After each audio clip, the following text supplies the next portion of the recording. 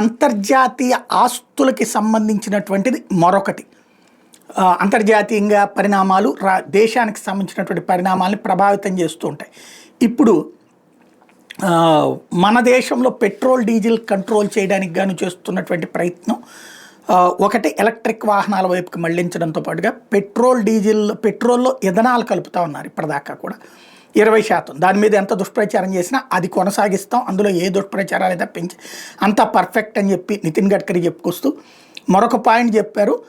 డీజిల్కి సంబంధించి బొట్టనాల్ అనేటువంటిది కలిపితే కరెక్ట్ అని చెప్పేసి దాని మీద పరిశోధనలు పూర్తయినాయి. 10% ఐసో బొట్టనాల్ కలిపితే కనుక డీజిల్ కూడా కన్జంప్షన్కి సంబంధించి తగ్గుతుంది. పెట్రోల్ తర్వాత ఎట్లయితే ఉపయోగపడిందో ఇవి కూడా ఉపయోగపడతాయి అంటూ త్వరలో దానికి సంబంధించిన ఏర్పాట్లు చేస్తామని ప్రకటించారు.